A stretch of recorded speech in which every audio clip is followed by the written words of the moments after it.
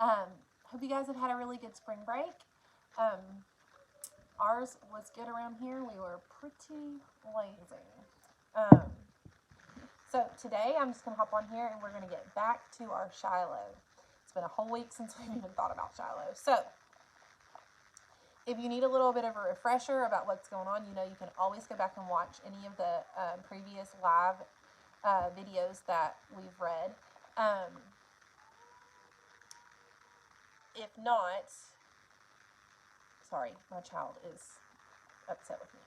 So let me just go ahead and do a little bit of a recap. So Shiloh got hurt by the German Shepherd, and then he and his dad found out about Shiloh and took him to the doctor. The doctor got him all stitched up and told him, it'll be the next few days are going to decide whether or not he is going to live. And so they keep him at the house, and the dad says that they can keep him until Shiloh gets better, but as soon as Shiloh gets better, they're going to have to take him back to Judd.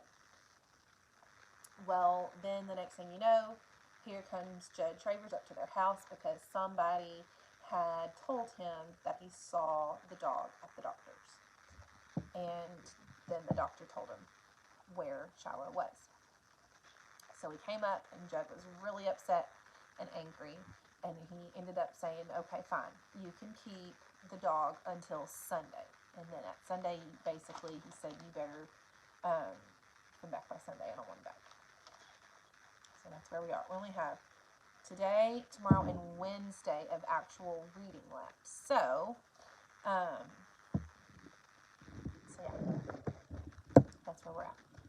I'm back to not sleeping again. Everything I can think of to try, I've already thought on and turned down. Even thought of Dad and me driving to Middleburn and going to the county courthouse,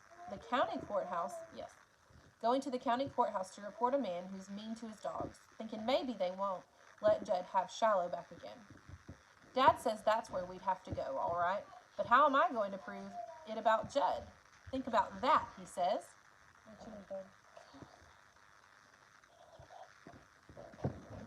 I've been thinking about it. Do I really suppose they'd send an investigator all the way out from Middleburn to see about a man said to kick his dogs?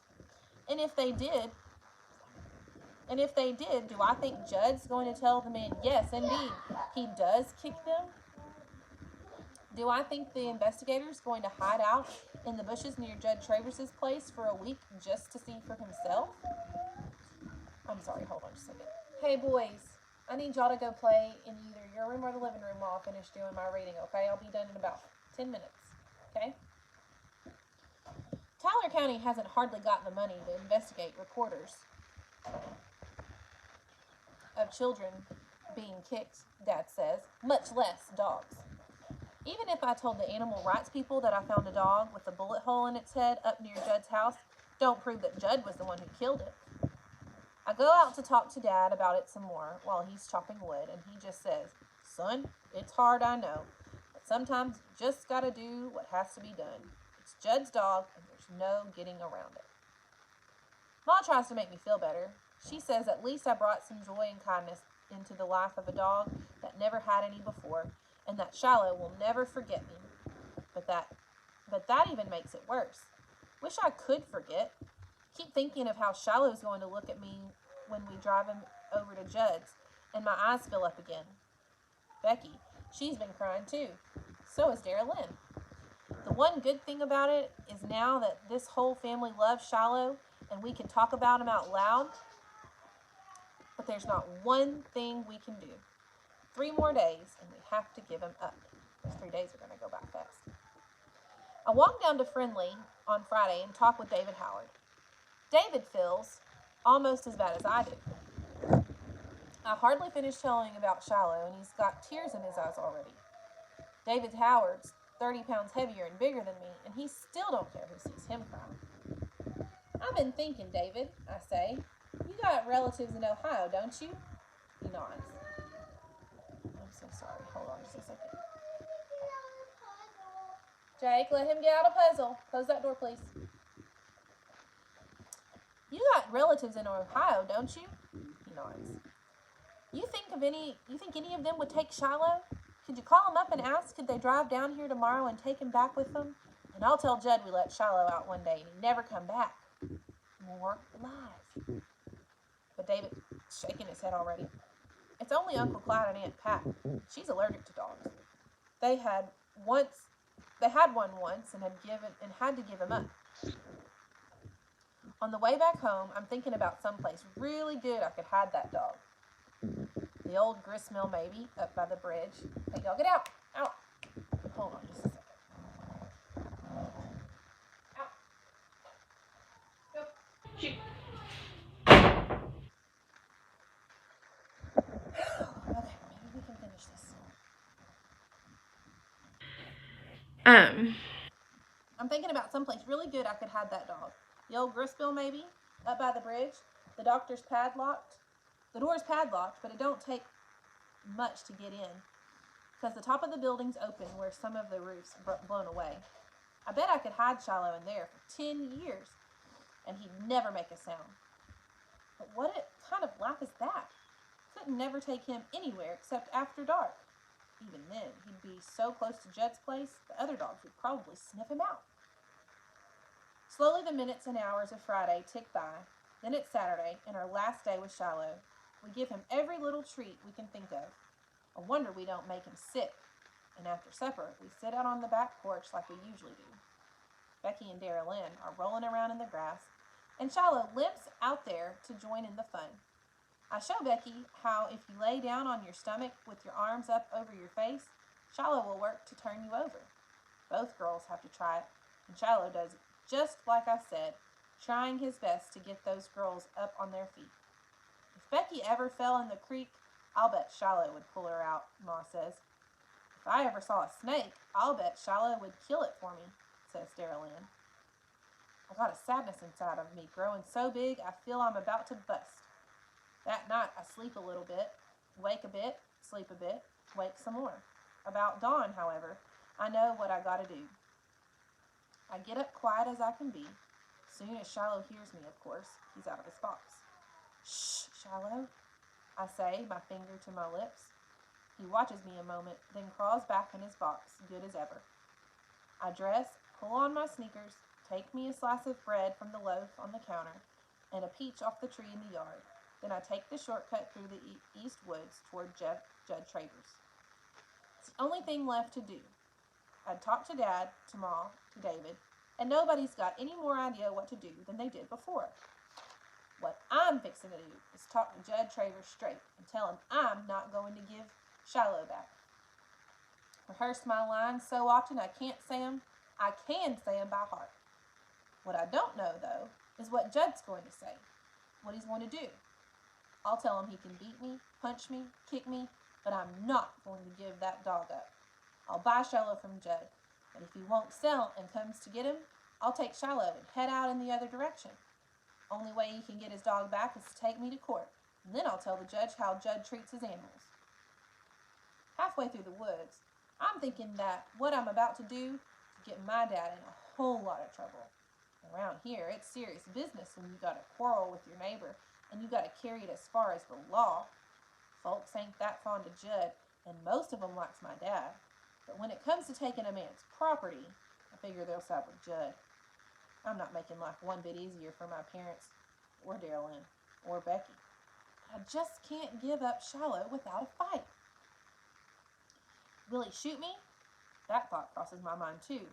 Some kid got shot down in Mingo County once. Easy as pie for Judd Travers to put a bullet hole in my head.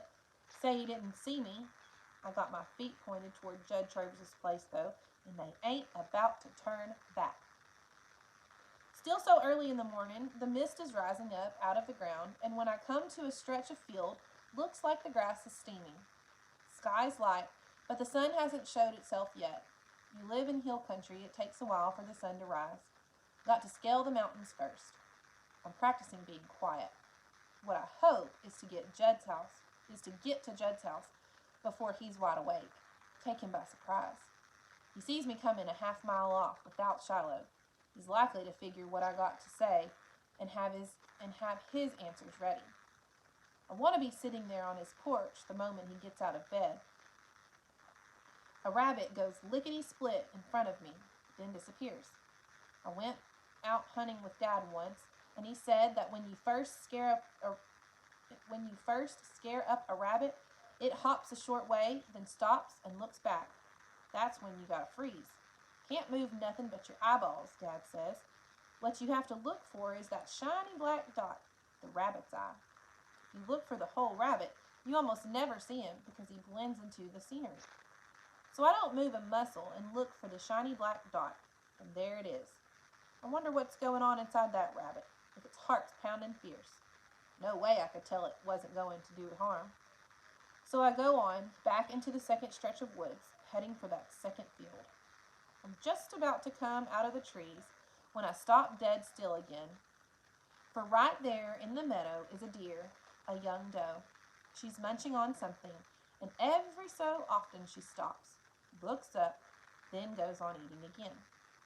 Hardest thing in the world for me to see how anybody could shoot an animal like that. Then I think of a couple winters ago, we hardly had any meat on our table, and I guess I can see how a father with 3 kids could shoot a deer. I hope I never have to, though. I'm just about to step out into the meadow when, crack, it's the sound of a rifle. It splits the air and echoes back against the hills. The doe takes out across the meadow, heading for the woods. Its front legs rear up, then its back legs as it leaps, its tail a flash of white. Crack! The rifle sounds again, and this time the deer goes down. I can't move.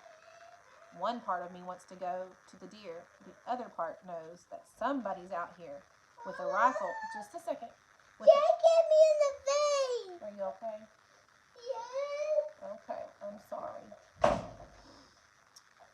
The other part knows that somebody's out here. If you will wait just a second, I'll listen to you. The other part knows that somebody's out here with a rifle shooting deer out of season. And before I can decide whether to go on or turn back, out of the woods on the other side steps Judd Travers, rifle in hand. So I don't know if you could catch that with all of the craziness going on in the background, but he just caught Judd hunting a deer out of season, which is illegal and could get Judd in a lot of trouble. So, no, put the Play-Doh away, please. I'm almost done, and I'll be in there in a second to help you, okay? So, anyways, the plot thickens. We only have 14 and 15. So, Tuesday and Wednesday. And after that, we'll be done. So, let's see what Marty does in order to see about getting to keep Shiloh. So, anyways, I'm glad to be back on to finish our story. We've only got 2 chapters left. And next week, we will be doing different kind of material. We will be done with Shiloh, and we will be doing more general, just reading, review type stuff. So, I hope you guys have had a good day. Hope you had a good spring break, had lots of fun, made lots of memories. Oh, I know what I was going to say at the beginning that I forgot to say is I wanted to tell you guys that I am super, super bummed that we're not coming back to school this year. I miss you guys a lot. I'm very, very sad that I'm not going to get to see y'all again in a classroom setting. I love y'all, and I'm just super bummed that we're not going to get to be together again as a class. So, have a good day.